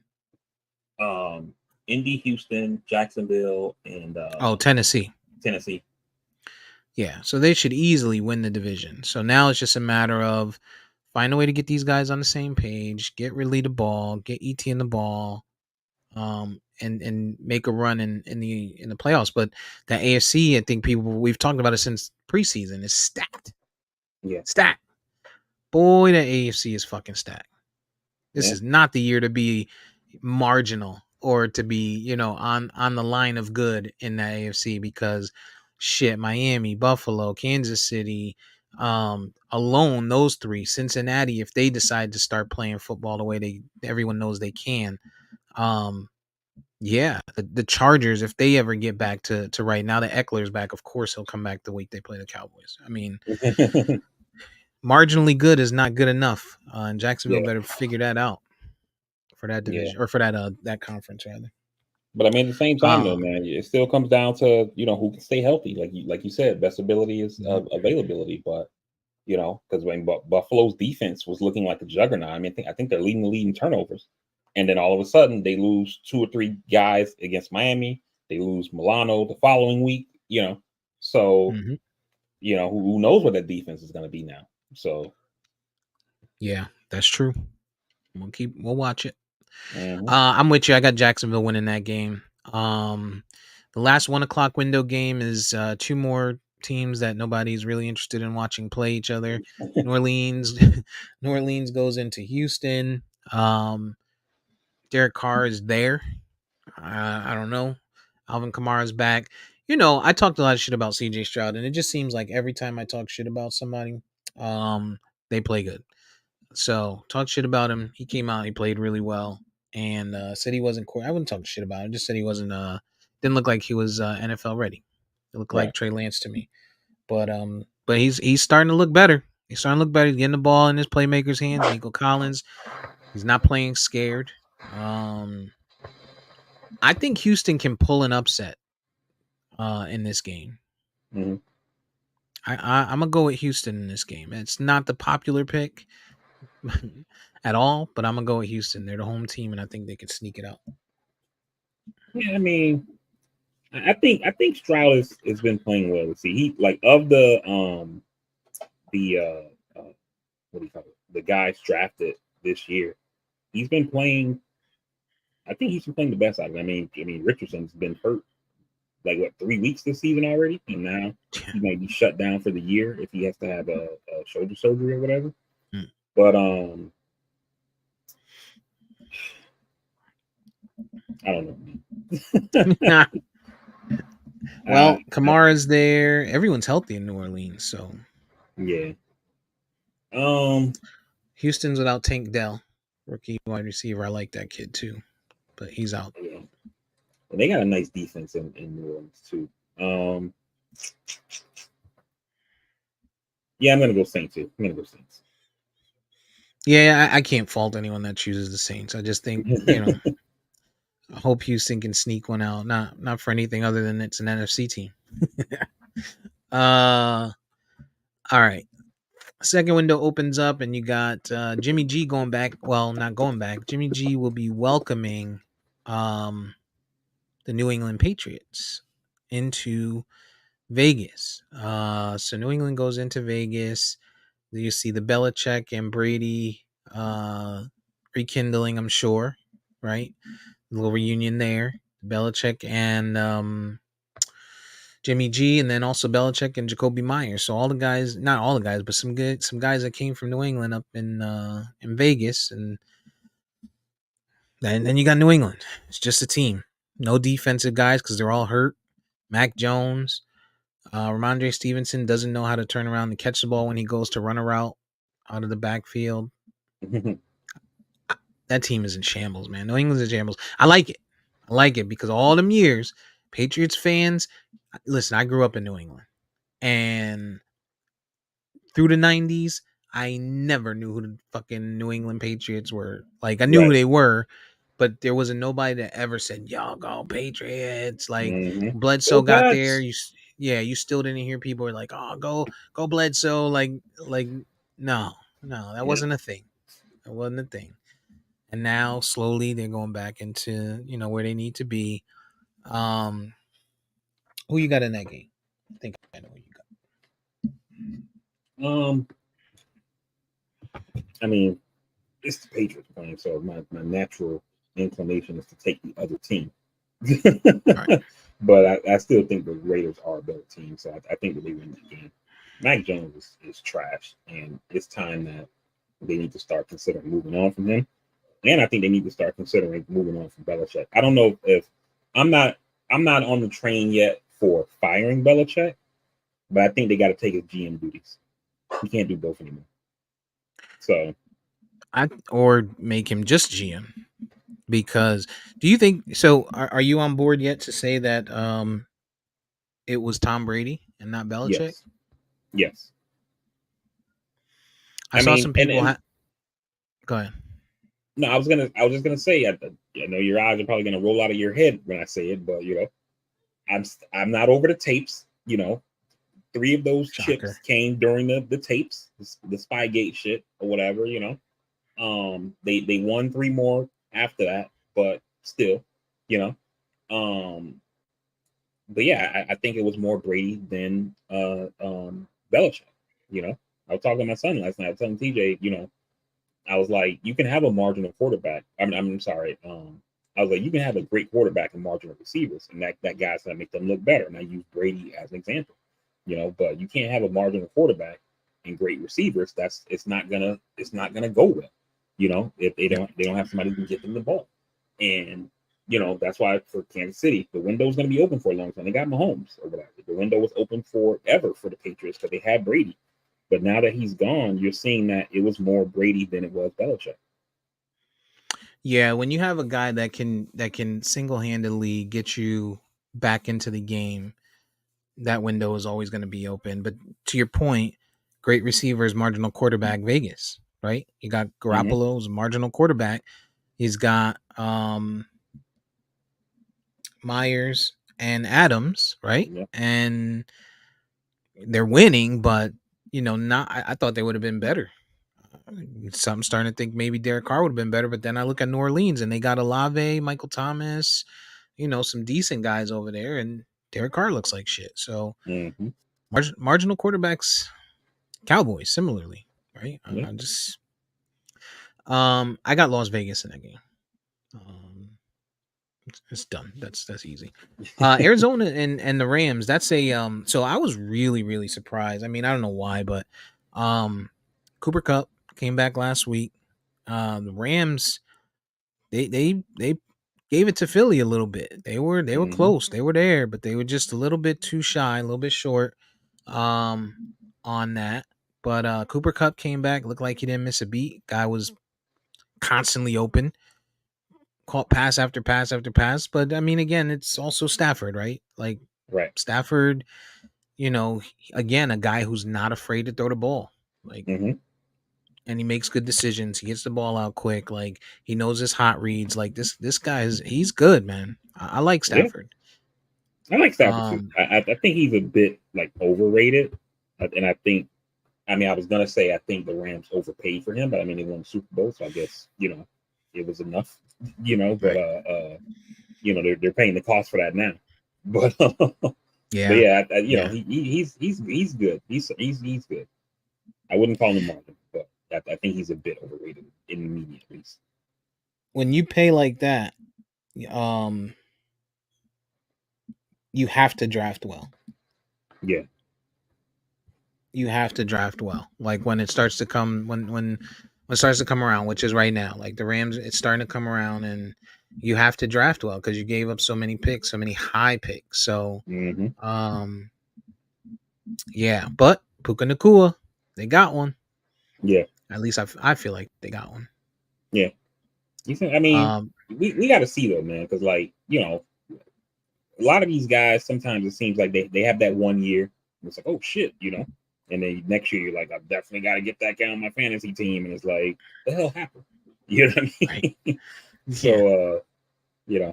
So, but for right now, I mean, they seem like they got a good one, but we'll see. Yeah, he That's looks how pretty. that's how I'm feeling about Achane. I feel like we got a good one, but we'll see next year. Yeah, that injury is tough. Yeah, that's a tough injury. Took yeah. some speed off the field for y'all. Mm-hmm. I got the Rams in this game. Arizona is going to be without James Conner. That's all they got. That's probably the only notable name on their team. Yeah. Even though we lost to him, the Cowboys lost to him. That's really only the notable. Josh Dobbs is doing himself some favors too, man, because I mean, obviously Arizona's going to go try to get Caleb Williams or whatever quarterbacks out there, and I'm pretty sure he'll probably be able to. I don't want to say easily find a home, but I'm pretty sure he'll end up playing. He can get a starting job next year or something. Yeah, or backup. Yeah, in Washington, or for backup. example. Yeah, you just talked about how old boy is not the guy. Yeah, definitely not. Definitely not. But I think if I'm Washington, maybe you go after Kyler if you think Arizona's going to want Caleb. That's true. I just the contract worries me, with Kyler. I know. Man, that sucks for them. That sucks for them. They spent so much money. Mm-hmm. All right, I got the Rams in that game. I don't see Arizona winning that game, especially without James Conner. Same. Philly's going into New York to play against the Jets. Philly is going to be without Carter. And also without their cornerback. I can't remember his name. But the Jets will go. Sorry. Jets will be without Sauce Gardner. Sauce Gardner. Yeah. I also pulled up the Jets. Philly's schedule. You were asking about the bye. They got Jets today, Miami next week, Washington the following week, Cowboys week after that, and then they got the bye in week 10. And then after the bye, they play KC, Bills, San Fran, and then Dallas. All back, and then Seattle after. So I've been telling people that 5-0. Y'all be all right with that 5-0. Eventually, they're gonna have to play some good teams. That's a stretch, yo. That's a tough stretch. You play Dallas, bye, KC, Bills, 49ers, Dallas again, Seahawks. Yeah. Philly's got a tough stretch there. The only thing that might potentially benefit them is it'll be cool season by then. It'll be snow season, cold outside, ground and pound a little bit. But also by then that could mean that DeAndre Swift is hurt. So yeah, and McCaffrey might be hurt by then too, because we know, he built like an old Lincoln town car. Like he gonna get you to work, but it's gonna be reliable. But there's gonna be that one day where you turn the key and it don't turn on. That's McCaffrey. Mm-hmm. So yeah. All right, Arizona, we already got there. Oh, Philly and the Jets. I'm gonna go Philly though. The Jets. Yeah. I got Philly. Yeah, I got Philly. I mean, I hope the Jets pull it off. I hope I do too. Goodness, I hope the Jets pull it off. Oh, I hope the Jets pull it off.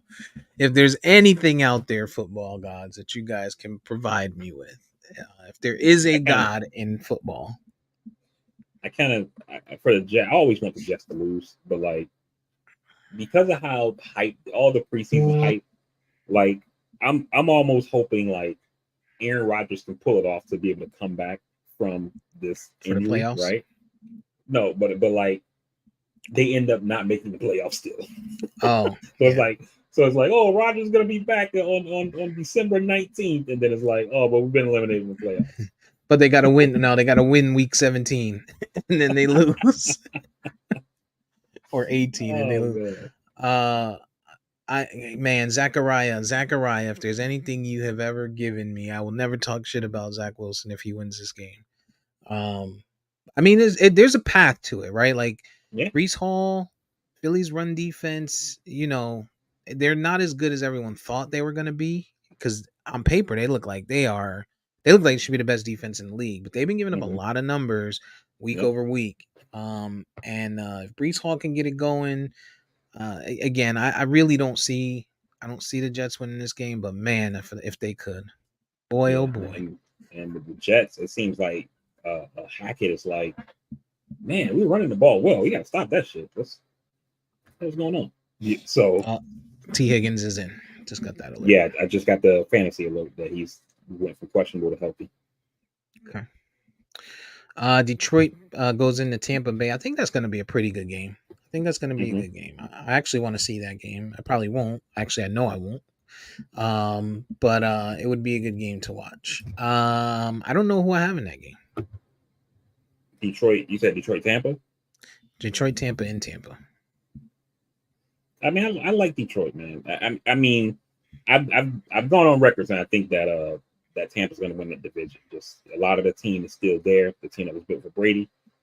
Baker Mayfield serviceable enough. And he's showing that so far this year. But I think Detroit seems to they seem to be on one this year. This is not your father's lines. No, you're So right. You're right. I think Detroit wins that division easily. yeah, But yeah, I'm gonna go with Detroit in this game. I got Detroit in this game. Jared Goff will figure it out. And then you got what's the crazy Giants. too, real quick with the Green Bay situation. Like Yeah. you look at that division and they could have easily won that division had they kept Rodgers. I mean, who's to say Rodgers doesn't still get injured, playing with them? But if everything stays the same and but Rodgers doesn't get hurt on Green Bay versus being in New York or whatever, you can see them easily winning that division. And they're not going to be they're not going to be the one seed and get a bye. But we've seen it with the Giants, we've seen it with the Ravens.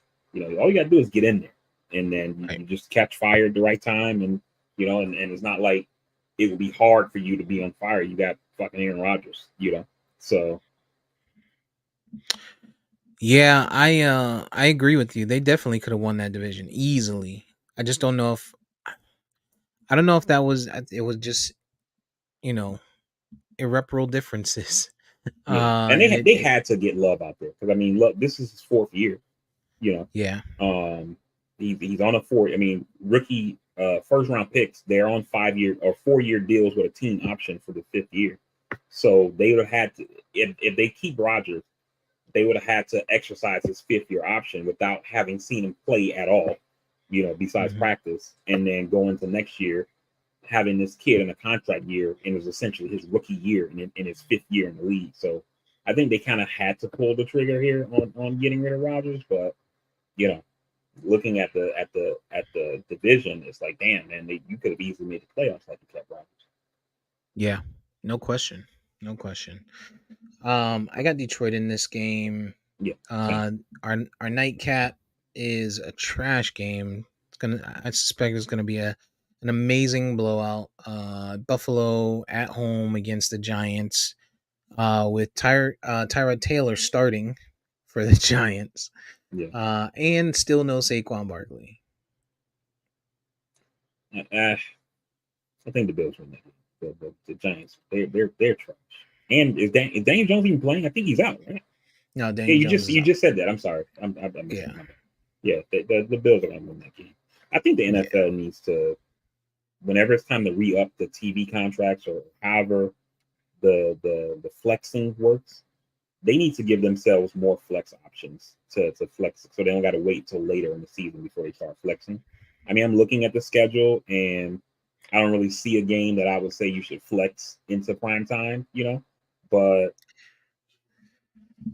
the this closest game, game, the closest game that you could probably have flexed and made it really work out decently would have probably been the Philly Jets game, but you mhm, don't have Aaron Rodgers there. That's one, and right. only because they're close in location.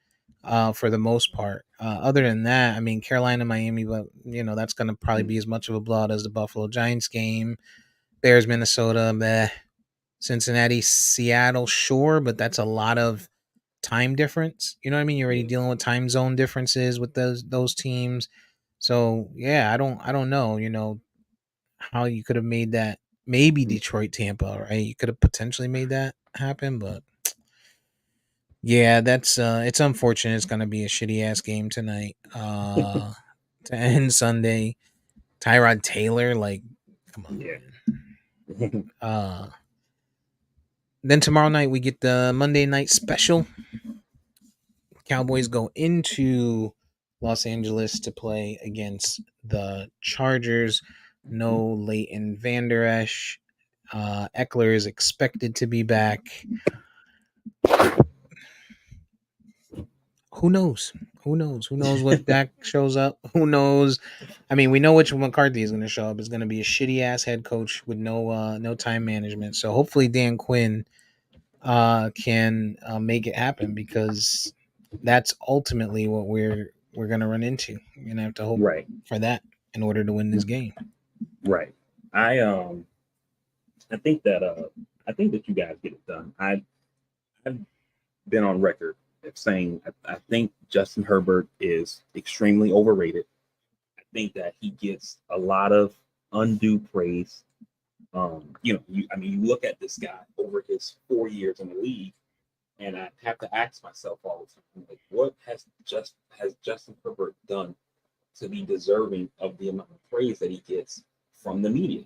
And I come back to that thing that Emmanuel Acho said on his show Speak, and people killed him for it, including the Chargers organization, when he said that Justin Herbert is a social media portal.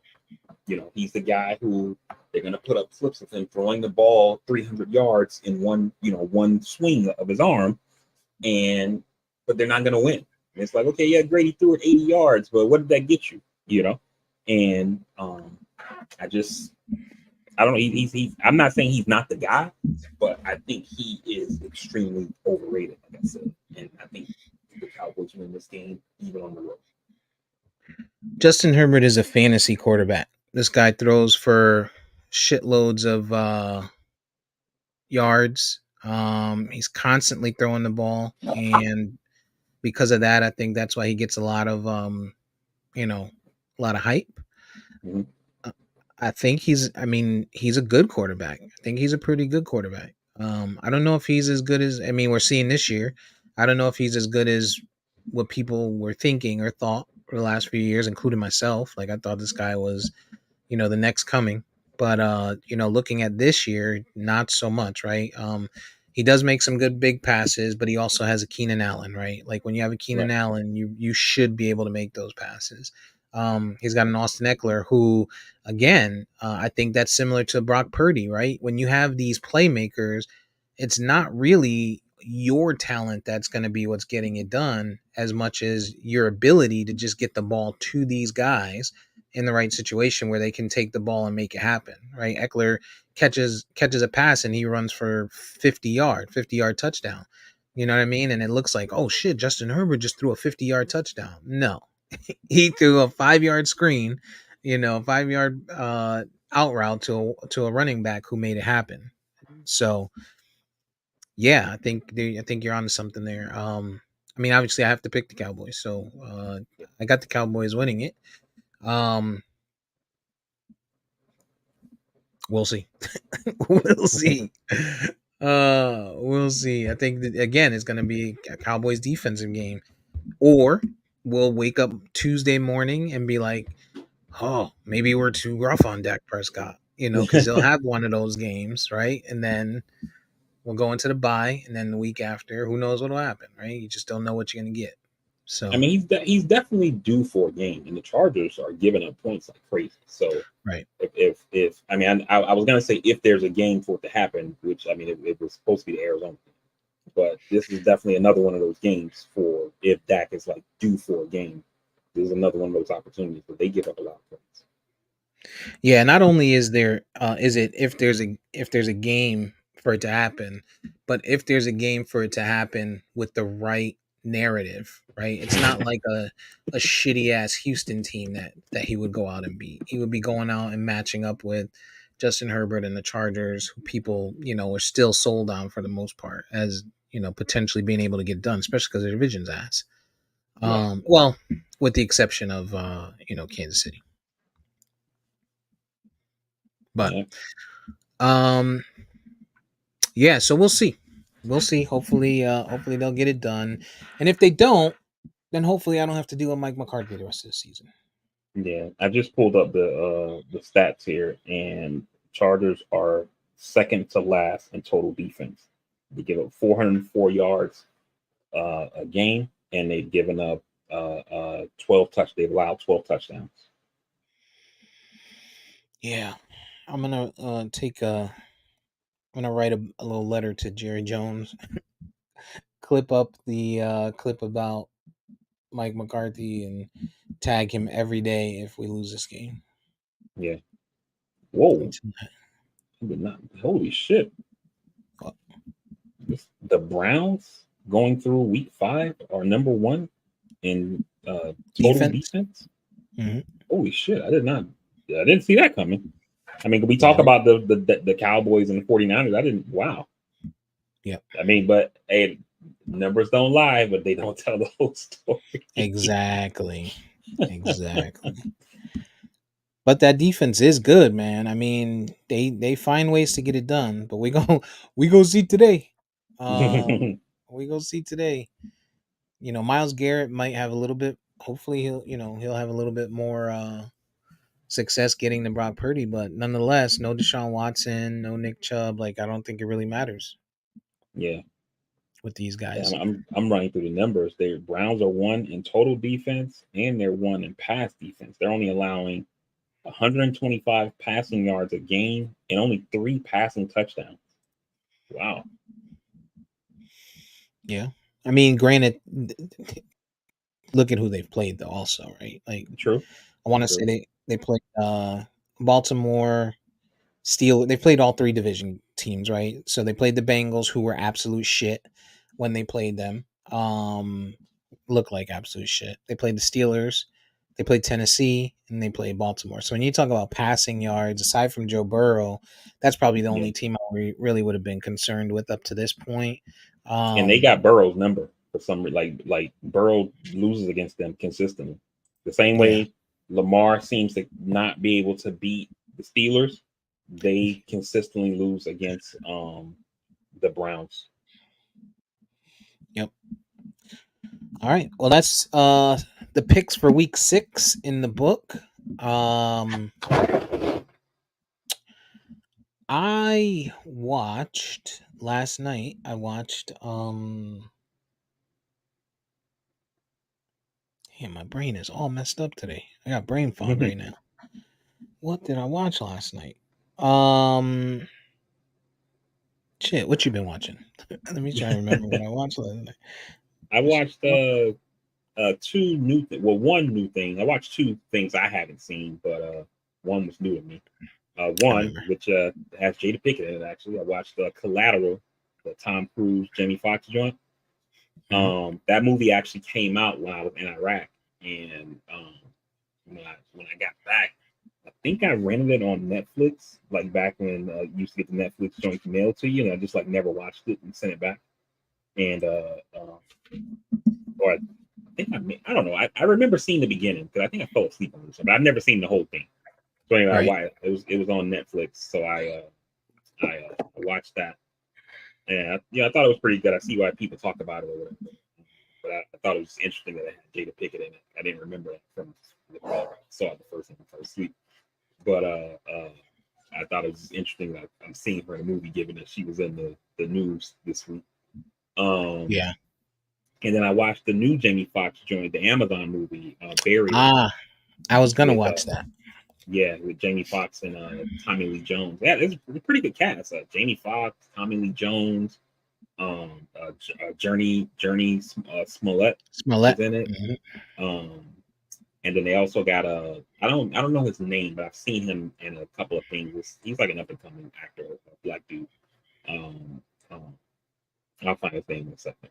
But yeah, it was that movie is actually based on a true story, and it's talking about there's this funeral home, this guy who owns a couple of funeral homes in Mississippi, and like he's going through some tough times. So this Canadian company that's like in the death business, they're like a multi-billion-dollar company. They're trying to like buy some of his funeral homes. They're like buying up funeral homes and stuff like all over the United States because the CEO essentially wants to take advantage of what he calls it like the era of death in the United States when like all these baby boomers like all start to die around the same time, Mhm. like to just make a killing off all those deaths or whatever. And so he comes in to buy Tommy Lee Jones's a couple of his funeral homes to start getting in the Mississippi area, and then he doesn't go through in the contract, and so Tommy Lee Jones sues him or whatever for like a contract dispute, and then they bring in Jamie Foxx to be the lawyer or whatever. And so it wasn't like the greatest movie I ever seen, but it wasn't like one of those you're done watching one of those Netflix movies like what the hell did I just watch? Right. It wasn't that bad, but I mean I don't even want to say that bad. It wasn't like that type of movie, but it was okay. It was decent. And You talking about Mamadou Ati as an up and coming black actor? Mamadou Ati. I don't know what his name is. He was Black in dude has like Elemental. high top fade. Yeah, yeah. He was in Jurassic World. He played a voice in Yeah, Elemental. Yeah, yeah, him, yeah. him. Black Box. So, but yeah, I was it gonna was watch pretty that. good. I was I like gonna it. watch it. Maybe I will. Maybe I'll Yeah, watch it. yeah. I think you're like it's one of those movies. It's like a hour 45 minutes something like that, and a lot of recognizable faces. Like they got the one dude who is Tommy Lee Jones's original lawyer, and he's from Succession. Um, Jamie Foxx, the guy you just named, Babadoo, Jeremy Smollett. Even some of the secondary characters I actually recognize some of them from some things I've seen. So yeah, it's a good movie though. And then they tell you at the end like what happened with everybody. And the lawyer who Jamie Foxx plays goes on to become like one of the big time lawyers in the country. That's how they kind of get him to take the case because um the black guy, Mamadou or whatever, goes and talks to him. But the guy's like, he tells Tommy Lee Jones, like, one, this ain't a case for me because, you know, um, um, it's a contract dispute and he's not a contract lawyer. He does personal injury law. The reason they bring him in is because he's good. Like, he knows how to, like, get the jury on his side. And he hadn't, like, lost the case in, like, 12 years or whatever. But the jury is going to be in Mississippi, and they're like the place where it's going to be at is like 70% black, so they know they're going to get like an almost all black jury. So they're like, let's get this black lawyer who knows how to like get the jury on his side or whatever, trying to play at it that way. And he was like, yo, this ain't a case for me, man. He was like, first, it's a contract dispute. I'm not a contract lawyer. He was like, and two, I don't represent white clients. I was like, yo.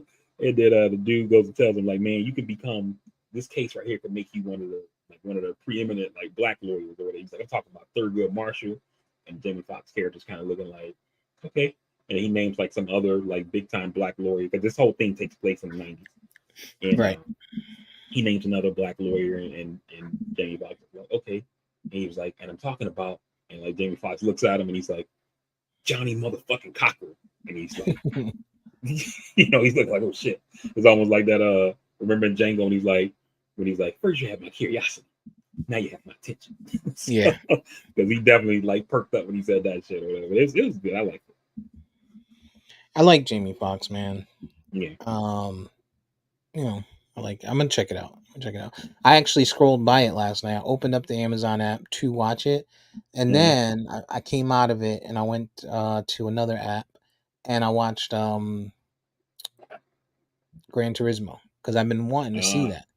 I was wanting to see that since I saw the commercials and the previews and stuff in the movies, and it was actually pretty good. It Mm-hmm. was actually pretty good. They did a good job with it, man. Apparently, it's That's one based that's on a based off true a video story. game, right? Gran Turismo is a video game, but they're saying that it was based on a true story. Okay. But yeah, so basically it's a driver who plays hours and hours and hours of Gran Turismo. And then someone came up with the idea to have a Gran Turismo academy to have all the best players come play, and then the Okay. winner would go on to race for Nissan. So it turned out to be a really good movie. Really good movie. I liked it. Some tear jerking times, you know. Of Yeah. course, my tear ducts are dry, so I didn't cry.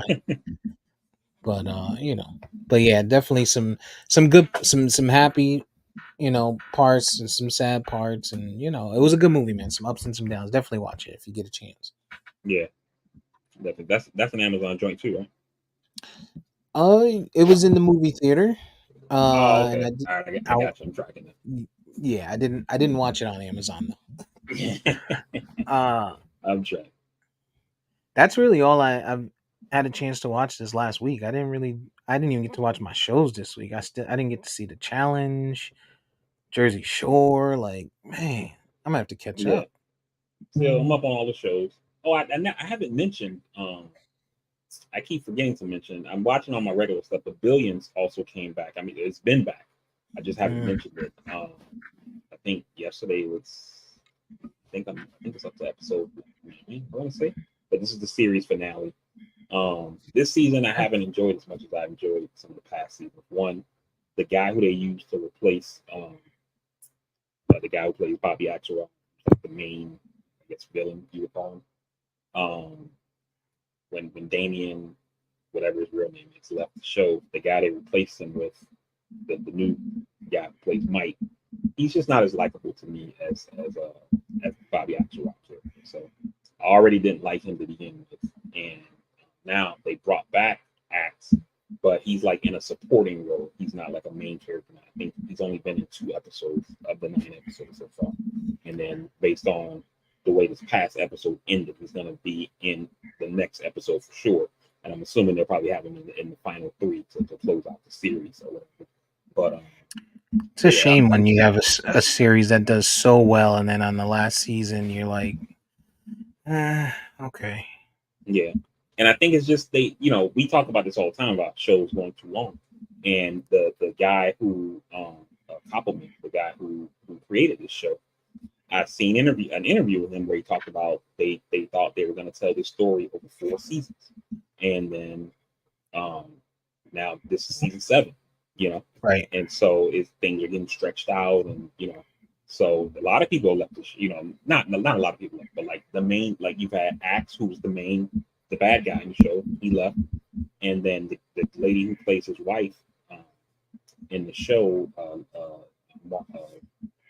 something Ackerman, so it's a real name. She left because she was only a secondary character to begin with, but some other things came up. But she left Right. like after season 4, because she probably thought, I'm gonna do 4 seasons, and we start setting up this other. Now they keep extending it and stuff, and so she's out. She hasn't been back since like season 4, so it's just And I have to assume when you're in a supporting role, for X amount of seasons, and then that's going to open up the possibility for, some bigger roles.